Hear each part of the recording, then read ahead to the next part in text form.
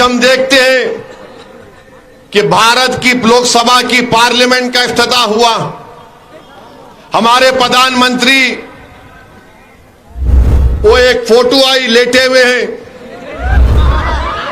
फिर एक टीवी पर मैं देखा कि लोकसभा के अंदर प्रधानमंत्री जा रहे और उनके पीछे कम से कम 18 से 20 हमारे हिंदू भाइयों के मजहब के पुजारी मंत्र पढ़ते हुए जा रहे हैं। प्रधानमंत्री, मुझे देखकर बड़ा ताज्जुब हुआ कि आपके दिल में ये जगह क्यों नहीं पैदा हुई कि जब हिंदू पुजारियों को लेकर मैं जा रहा हूं लोकसभा के अंदर, तो उसमें ईसाई पादरी भी होना चाहिए था, उसमें सिखों के मजहबी रहनुमा को भी होना चाहिए था, उसमें मुसलमानों के कोई एक मौलाना को भी होना चाहिए था।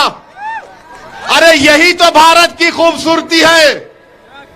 वजीर आजम, इस देश का मजहब एक नहीं है, भारत का एक मजहब नहीं है, भारत किसी मजहब को मानता भी नहीं है, भारत पूरे मजहबों को मानता है।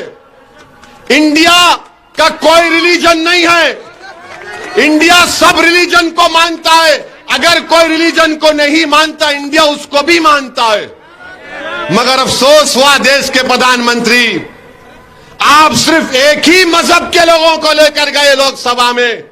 काश आपका दिल बड़ा होता तो उसमें ईसाई, सिख, मुसलमान और जैन लोग भी अंदर होते, बाहर हुआ। मगर लोग बोलते हैं, अब बोलेंगे नहीं बाहर नहीं हुआ, उस सूर्य रहमान का सूरा नहीं पढ़े। अरे भाई, अंदर भी पढ़ना था, अंदर भी पढ़ना था। यासीन वल कुरानिल हकीम, यह भी पढ़ना था अंदर। मगर प्रधानमंत्री सिर्फ अपने साथ इन्हीं लोगों को लेकर गए। वो लोकसभा का नया इफ्तिताह नहीं दिख रहा था, ऐसा दिख रहा था कि कोई दिल्ली के सुल्तान की ताजपोशी हो रही है। अफसोस हुआ, पार्लियामेंट की जरूरत है, पार्लियामेंट बनना चाहिए। मगर ये क्या हुआ है? क्या ये भारत का सेकुलरिज्म है?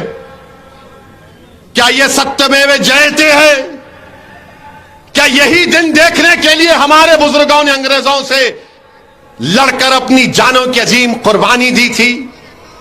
क्या इसीलिए हमारे बुजुर्गों ने काला पानी की सजा काटी थी? क्या इसीलिए जलियांवाला बाग में हमारे बुजुर्गों ने अपनी जानों को कुर्बान कर दिया अंग्रेजों की गुलामी से आजादी हासिल करने के लिए? क्या इसीलिए बहादुर शाह जफर के सामने उनके बेटों की कटे हुए सर को लाकर पेश किया गया था?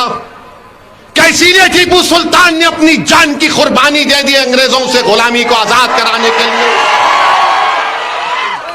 बताइए आप मेरे अजीज दोस्तों और बुजुर्गों, ये देश के वजीर आजम को नहीं करना चाहिए था।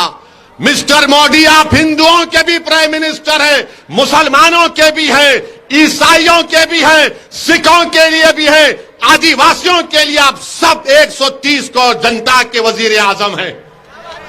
आप एक मजहब के नहीं हैं। तो लोग अब कल से बोलेंगे वैसी तेरा मजहब कौन सा है? अरे दीवाने, मैं प्राइम मिनिस्टर ऑफ इंडिया की बात कर रहा हूं, मैं प्रधानमंत्री की बात कर रहा हूं, मैं वजीर आजम हिंद की बात कर रहा हूं। मेरी बात तुम कब जब करोगे? जब कोई मैं ओहदे पर आऊंगा।